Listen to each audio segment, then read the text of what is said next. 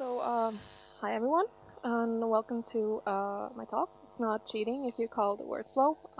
First of all, which of you in here are artists? Okay, I'm sorry for the rest of you.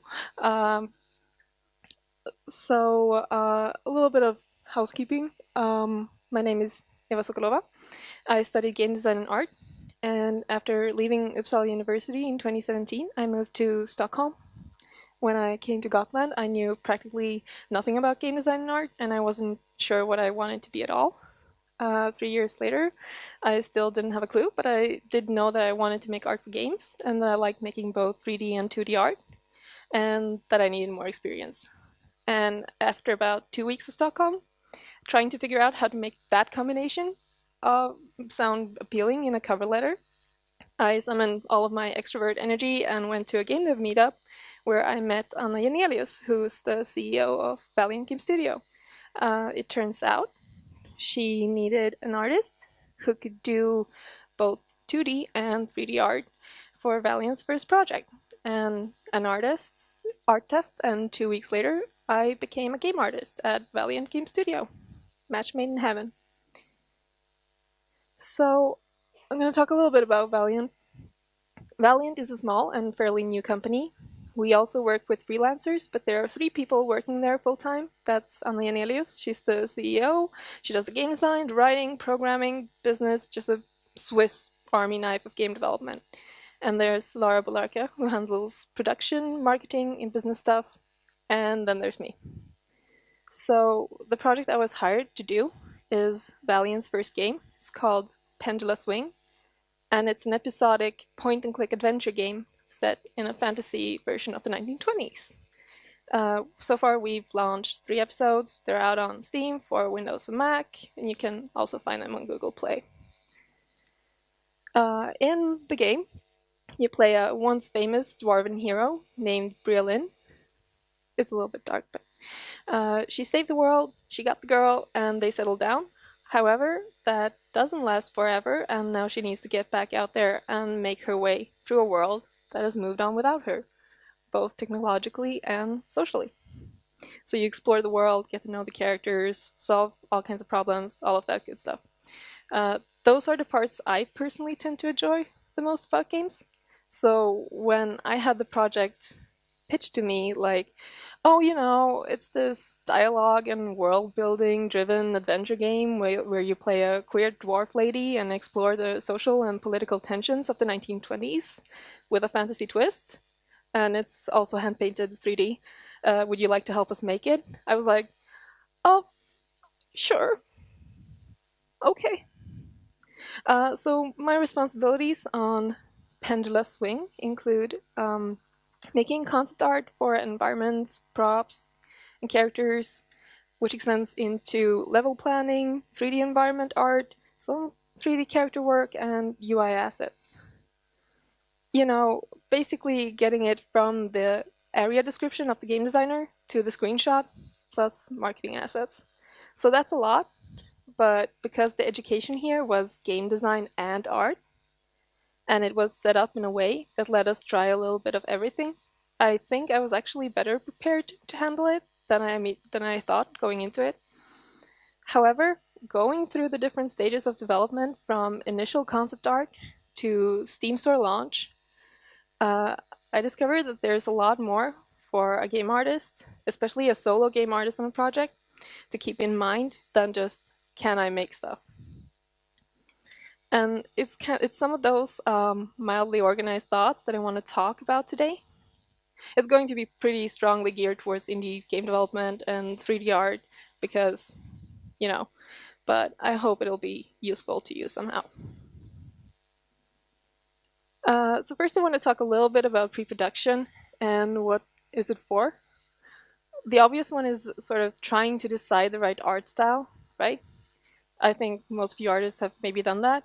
You talk with the designers to figure out what kind of style could work for the game, how you want it to look, what skills you have or don't have as a team, who is going to be responsible for what, all of that good stuff. But then once you've decided that, you also have to take the time to test your assumptions. Make sure you try at least one asset in your intended style per artist, and make note of how long it takes you. If you have several artists sharing the same responsibilities, make one asset each and see if it looks consistent or not. Then, when you start doing your sprint plans and breaking down your tasks, you will have something specific to base your estimates on. Maybe you will also spot some problem in in how you work together that will be much more costly to fix further down the line. The more free of wishful thinking your planning is, the sooner you can start making your scope manageable, and the happier your team is going to be at the end of the project. I just really want to press the issue that knowing how long something takes you to do is a skill, and if you start practicing it now, it's going to hurt far less later, especially if you are planning to do any sort of freelancing where your relationship to time management is going to be closely linked to your relationship to cheap noodles. So I'm going to talk a little bit about concept art. Not everyone makes concept art for their projects, but if you do, pretty concept art, nicely rendered concept art is great. It makes for nice marketing and social media posts. However, the most important thing about it is that it needs to answer questions. Questions about shape, layout, and lighting. For example, if I send these sketches, let's see if this works. Do I need to? Yes, thank you. If I sent these sketches to a 3D modeler who is not me, they would email me back and tell me that you're not done with the assignment because I don't have a back view. How am I supposed to do that? Functionality first is also why the concept art for our game looks like this. It's isometric, just like the in-game view. It's not quite as impressive as doing it in a proper perspective and stuff, but it makes it easier to design a composition that is actually going to work with what appears in the game. Because as soon as you get into that in-game camera, things are compressed, things are stretched, it looks different. Also, if you are in this position where you have to draw something according to a set perspective, don't be afraid to use 3D blockouts and draw over them. Learning perspective is super important to improve as an artist, and you should definitely practice that. But getting things done efficiently is very important too. And the design is the point. So the next one is, don't forget the third dimension when you're designing your layouts. Play with height differences in your designs. When you're working on your concepts, especially if you're doing any sort of environment design or layout plan, adding in height variations in your scenes and levels can really help to make them so much more interesting to navigate and help you solve problems with your chosen camera view. For example, in our game, we have a fixed camera perspective that follows the player, but you can't rotate it, which means that you have to be careful to not create architecture or set pieces that block off the player character or is hard to access for them. And the solution is to sort of, play around with that. This is a sketch. I'm better at thinking around this now than I was in the beginning, but I mean, you can sort of look at what's going on with this round building down here. It's kind of set into the curve, and the idea is that from this perspective, you should be able to walk down here, not be obstructed by it, and then access it down here. And just try to think around what kind of fun things can you do within your limitations. Cool. So take the time to find references. Do it. For Pendula Swing, because the setting is a fantasy version of 1920s, doing research is unavoidable to capture the right feeling. But even if you aren't directly referring to anything historical, building up a library of shapes and details in your head takes time, and without interesting references, it's very easy to slide into something really generic. That goes for environment designs as well as the prop designs. If your 2D concept is more on the loose side, include reference pictures explaining the style of detail and material you would like to have. It will save you a lot of headaches when it's time for modeling and texturing. Another reason to look up references is to avoid reproducing a lot of common media myths. For example, a lot of the 1920s style dresses that you find on Google if you just do a quick search are going to be knee length or shorter and have these really modern style high heels, and that's wrong. It makes sense with what we sort of picture in our heads when we think 1920s. It's fun, it's feathers, it's, short dresses. And the dresses were shorter and the heels were higher than previous eras, but that does not translate to modern standards. You can sort of compare what happens in these two pictures, right? So author Joe Walton named this the Tiffany problem, and that's because Tiffany was actually a fairly common medieval name, but if your medieval fantasy trio would be Guinevere, Lancelot, and Lady Tiffany, you would probably get some side-eye from most people. Another interesting example of that is like alleys in New York City. I don't know if you know, but like this trope of like there's always dark alleys in New York City where the crime happens. There's like 4 alleys in New York City, and there are always people shooting movies there because crime in New York City in dark alleys is a thing. So, on a final note about doing your research, it helps you to not limit yourself unnecessarily. I didn't know that slot machines and ice cream trucks existed in the 1920s, and if I hadn't bothered to look that up, I probably wouldn't have thought to include it, and our game would have lost out on some interesting interactions and set pieces. Cool. So, but that's enough about the concept art. Let's talk a little bit about 3D and actually making the thing. I mentioned creating some test assets before to sort of gauge how much you actually can do instead of doing a lot of guesswork. Get those in Engine as soon as you can. Especially for 3D, there will most likely be a disconnect between what you see in your modeling and texturing packages and what appears in the engine, no matter what engine you use. Like, it doesn't have to look pretty, but you have to make sure that what you make works with your intended camera view and with the gameplay before you get way too far into it for it to be revisable. Speaking of which, figure out your camera view early and think about what the game actually needs. Originally, the idea in Pendula Swing was to let players rotate the camera and zoom in pretty close to the player character.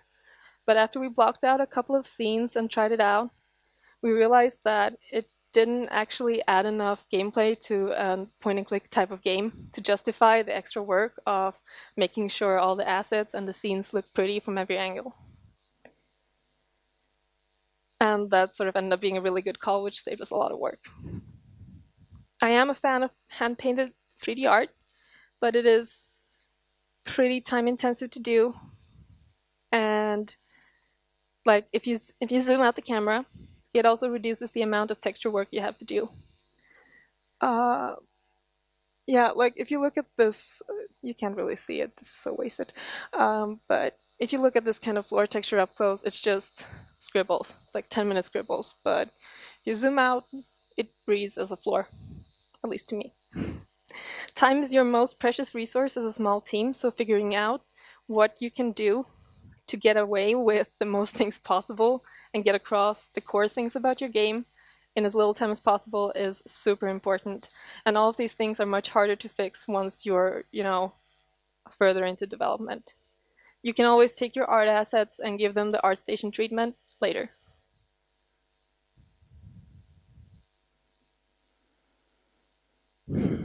So, how much work do you have to do? It's a continuation of the previous slide.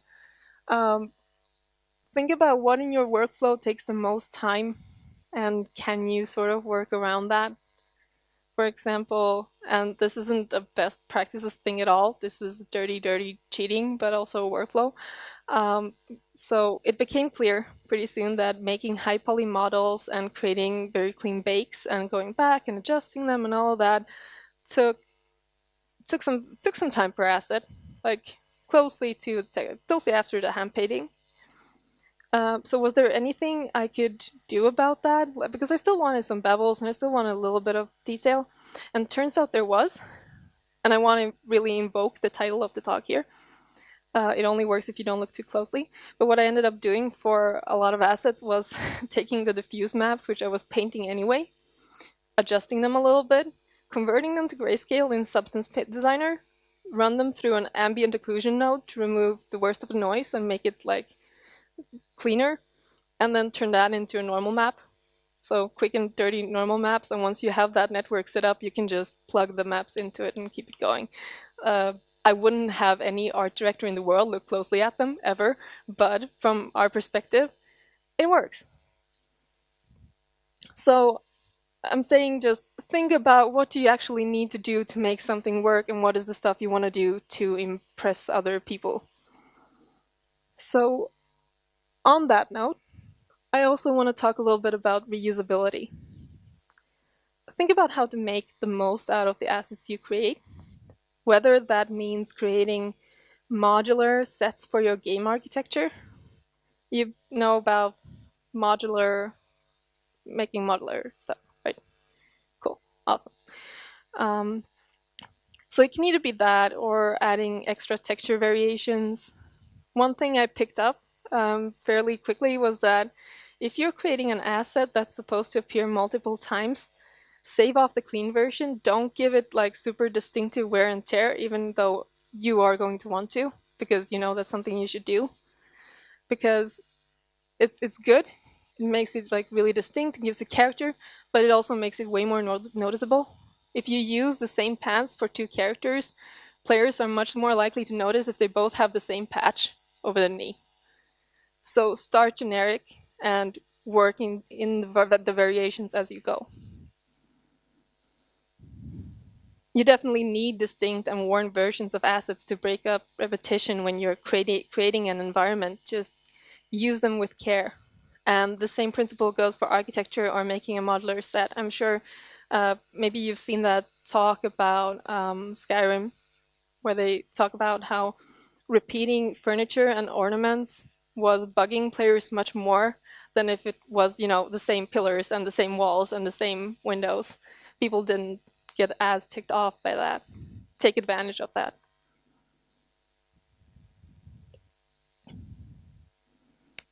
So my tip number 7 is help your marketing person out. Now you're into the game, you're developing. Be nice to your marketing people because their job is very, very hard and unavoidable as an indie in 2018. Some things you can do as an artist to help them is take screenshots of your work as you go. You might think it's super cringy, but VIPs are actually fun to look at, especially if something really goofy happens in them. Work in much higher resolutions than you need to, so that, you know, you can size it up, you can size it down, you can use it, you know, presentations, marketing materials, whatever. Keep separate elements in different layers. If you're making some kind of thing with a border and you're sort of framing it, making it nice, adding some sparkles, like try and keep that stuff in separate layers and give it to your marketing person so they can assemble that and maybe use that in something. And upload your UI assets somewhere they can get to. Those can most likely also be used for something marketing related. And also reusing stuff will kind of help you to keep a cohesive profile, you know, in your website, in your materials, and all of that. I'm not sure if I mentioned Brindy, but that's something that my colleague Laura works on. It's a branding initiative for indies. If you go to brindy.games and click the tab that says free, what you will find is a bunch of Adobe Illustrator files in the correct format for like resolution, you know, pixel resolutions and recommended formats for Steam and Instagram and Twitter and Facebook and, you know, a lot of sites that you're going to need as far, especially for Steam. You'll be surprised how much different sort of assets and things they want you to do. For example, I've never seen a plan that sort of goes, oh yeah, right, remember the Steam achievements, we need to have those. So it's super helpful to have on hand. The link down below is also a thing that I found out about recently. It's an image converter for Twitter that adds a transparent pixel to your image, which saves your picture from going into Twitter JPEG compression hell. It's really nice. So this is where I notice I'm missing a slide. That is interesting.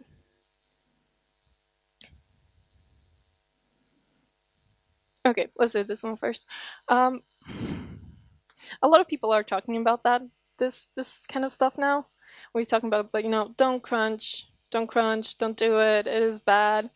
And I kind of want to talk a little bit about why. We kind of know why. Like, you feel bad, you're not going to concentrate as much. And there are different types of crunch. Sometimes it's, corporate mandated crunch, but in smaller teams, as an indie, you're much more likely to end up in a sort of self-imposed crunch position where you're like, oh my god, this thing, it will make the game so much better, and if I don't do it, it's not going to be there and everything will be bad. And you really, really want it to happen. Communicate with your team around that. If the project is reliant on one or two people crunching, then that project is at risk because it's overscoped and unsustainable, because you can't keep doing that forever. Sometimes it happens towards the end, sometimes, it happens towards, like, it shouldn't, but if you can't stop yourself, fine. And also the thing is, if you don't communicate with your producer or whoever's in charge of planning around this, adding more resources to the project is not going to fix this because you've already set up an unsustainable precedent. You don't hire more people to say, oh, so I can do things slower. It doesn't come off great. Also consider your coworkers. There is a distinct difference between I want to polish this thing, that is my responsibility, and I want to add a new feature that requires these 5 other people to work extra hours with me.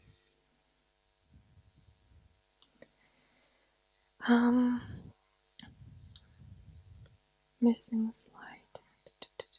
Yes, I think I actually skipped this one.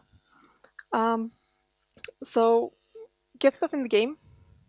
Get your stuff in the game. Like anything that doesn't end up in the game, if you're working on a set and you're like, oh, I want to keep everything at the same level and it's all going to be finished sort of at the same time, if it's not done, it's liable. It could get cut because you run out of time. So try to get things up to where you can put them in. Don't fall in love with your work at first sight. Changes happen sometimes for gameplay reasons, often for good ones. Sometimes the way you want to place a furniture thing or a set piece thing means that the character is easily going to get stuck on it, or a fancy set piece you really like gets moved because it covers up something the player needs to see. It happens. And it usually means that you need to have more discussions with your game designer before putting a ton of effort into making something just so that, you want to present it and they'll be impressed with you. But by then it's too late because you're too invested. Be open with what you're working on and invite your team to give you feedback before it's pretty, because, at that stage, you're not always super receptive to what they'll have to say.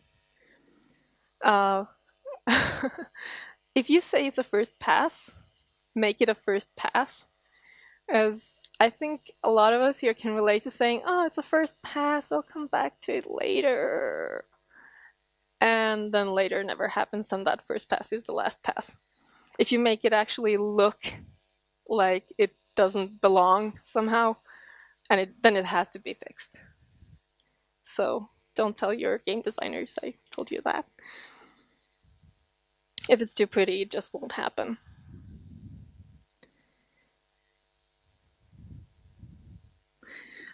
So there's a missing slide here. But I also sort of want to talk a little bit about, unexpected things that happen and that happen to us. For example, one good tip is when you choose an engine version, do a little bit of research.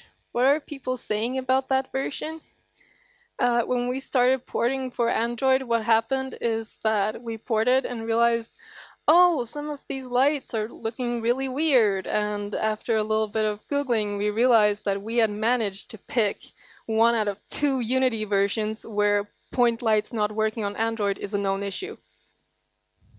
This could have been avoided.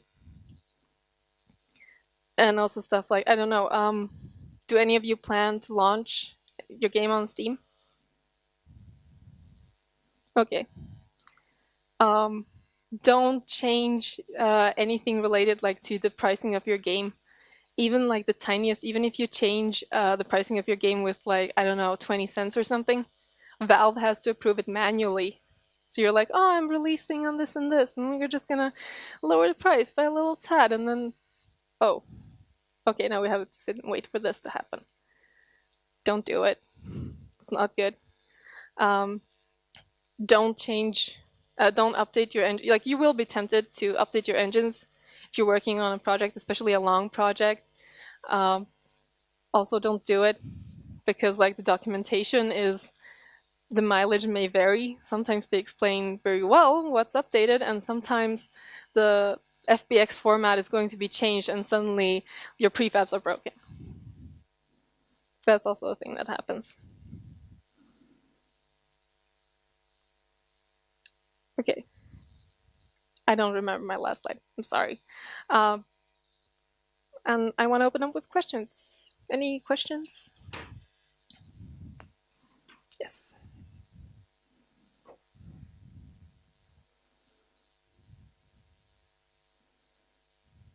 Wonder when you're working together and you've done the concept art, for example, what kind of feedback do you get in the process? How do you move forward in your work? So, my job kind of overlaps a little bit into level design in that sense.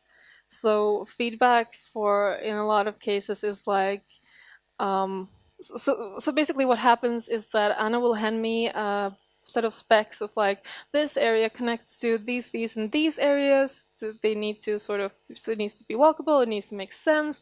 These are the sort of the main things I want to happen in the area, and you know, and so the feedback will often be something like, okay, can you switch this and this around, or make them have different purposes, because I don't want the player to find this thing so early. It's mostly that kind of stuff. So it's mostly gameplay stuff, because, concept art, the closer you can get it to what you're actually going to get in the game, like for us at least, that's good. But also stuff is going to change. Like I said, stuff is going to move around, materials are going to change. It's just life. Anything else? Thank you. Any other questions? Ulf said that I could bribe you with candy for questions. I actually have one. As you mentioned, you do need feedback from whether it be the designers or the programmers based on what can actually be implemented in the game itself later on. So what would be parts or specific issues that we should pay attention to as non-artists to potentially point out during development to avoid these issues? Is there like any specific one that you were thinking about? Well, There's so much. Sorry. for example, just recently I've watched a documentary about Half-Life, and what they did is they had everything that's not in view. For example, the gun models, that's just blocked out black, like it doesn't even have a texture, anything. Right. Are these things that you need to know when making them in order to, for example, to be able to optimize your process? Sorry, repeat that last part again. What do you need to know, for example, to optimize your process? Like, oh, that's not going to be seen, so don't worry about it, or whatever. That's really going to depend so much from your project to project and game to game. I would say communicate closely, tell your artists, be like really clear with your artists that first of all, make them put their shit into your game engine and your chosen camera view, so that you know what you're actually gonna get and they know what they're gonna get. If you can implement your own stuff, it always helps. It always makes life easier. But also, like, be very upfront with them. This is what I want to happen. This is kind of how I picture it. This is kind of what I picture. This is what I want to happen. And then they'll do a quick sketch. Like, if you're talking about this kind of stuff, always do quick sketches, because you might be talking about a thing and you think you're talking about the same thing, but you're really not. And it's better to have that out in the first 5 minutes than, 3 hours later, ta-da, I made a thing, and oh, it's the wrong thing. do very quick and dirty iterations on stuff. I don't really have a super clear answer for you, except try to understand each other as much as possible and explain to them why you want things to happen the way you do. Most, like, especially in this kind of education, all of you sort of take some kind of game design classes. You should be able to communicate on a somewhat similar language, right? Okay. I hope that helps a little.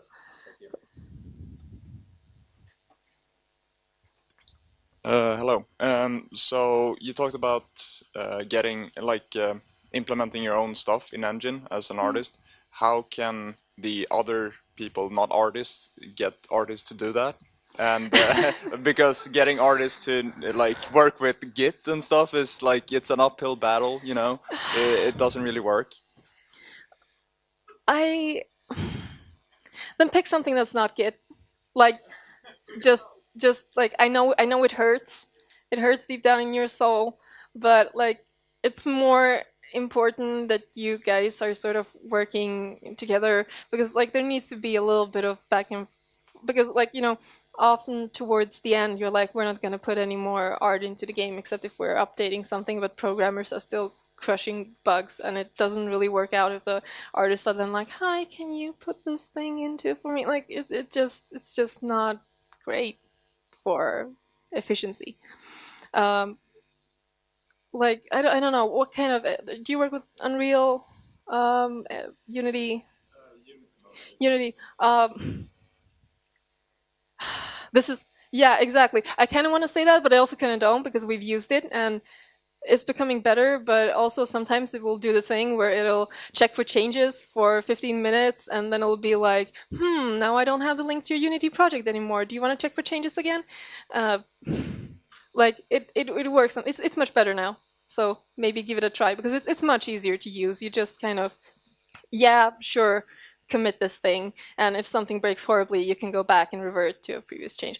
But I mean, I don't want to throw artists under the bus, but also sometimes if they really don't get it, maybe let them feel the consequences of it. Because artists, we really want things to be just so, and look the way we picture in our heads. And if they put a thing, if you've talked to them about, okay, this is the camera view, we block the thing out, this is how it looks, and they put their stuff in later, or you put their stuff in later, and you show them this is what it looks, and it doesn't match what's in their head, that is a good practical demonstration, I would say. Like, this is why you want to test this stuff.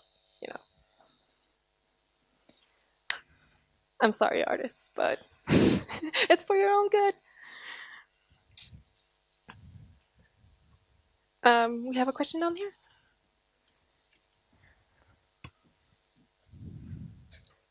Yes, I was wondering about if I make a user story for that this would most likely be related to the artist.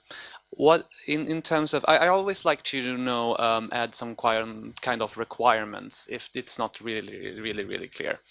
How important can specific requirements be in terms of, like, if I want to translate specific things in the design or specific things in how we want to communicate colors or whatever? If I want to specify that, how important is it that I communicate this in my user stories to the artist? And what requirements are most important for an artist to get? I would say ask your artists, but well, that's really going to depend. Just let me, like, I talked a lot about camera view because, like, that is important. And if you suddenly switch from, like, oh, we're gonna pull the camera, like, okay, we're gonna put the camera closer in now, and then suddenly, like, all of that nice composition and is gone, and like the details don't look the way they should. That kind of stuff is important to know. Like, we ran into this kind of conundrum pretty recently. We wanted to overhaul our UI dialogue system, make it a little bit more fun, and give it some like character portraits and that kind of stuff.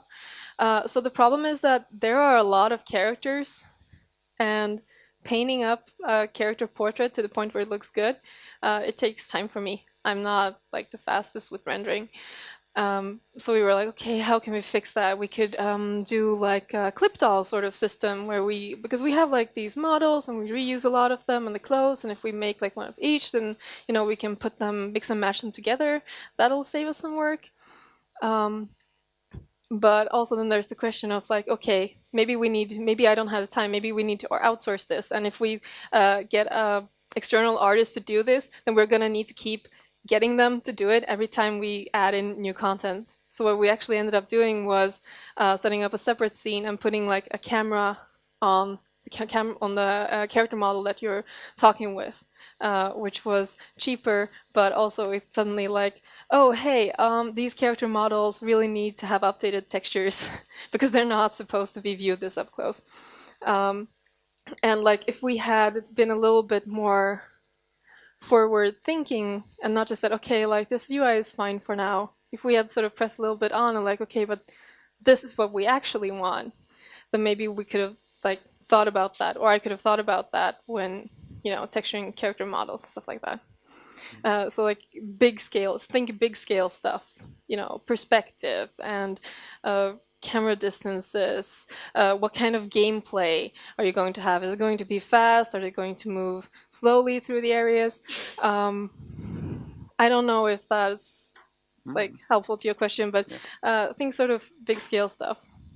And also like when and also like designers, when I'm saying the stuff like explain to your artists like how you want things to be, also leave it open for them to be creative people.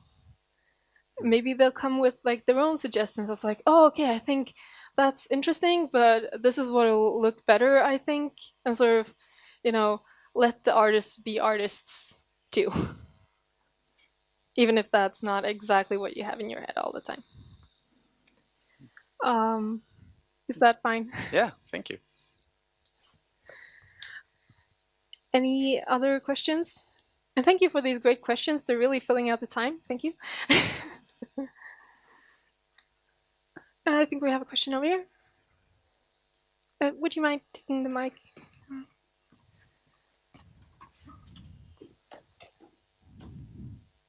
I wonder that how much do you think that is important to make your artist drawing the stuff like just the sketches face to face? Because I have an artist, she lives super far away from campus, and I trust she can do her job at home, so I would just allow her doing that at home. But it's like she didn't show us her sketches, and when we see it, it's already pretty. So right.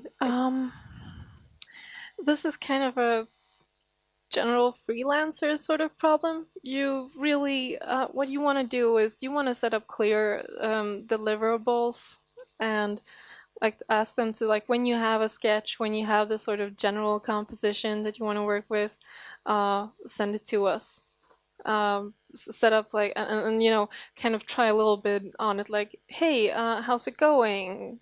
How does it look? It's hard because you don't want to pressure people, but you need, if it's not working, you kind of need to check in on them. You say like, okay, this is interesting, but like send me the sketch, and then like, I don't know, when you have the basic line art, maybe send us that. And just kind of make them check in before it's gotten to the point where you're like, well, it's done and we can't really do anything about it.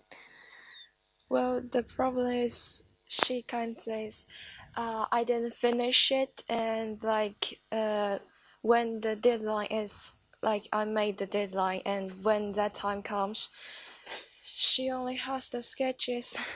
So, but it's pretty, so we allow that. It kind of happened. So this one is hard because it's a people problem.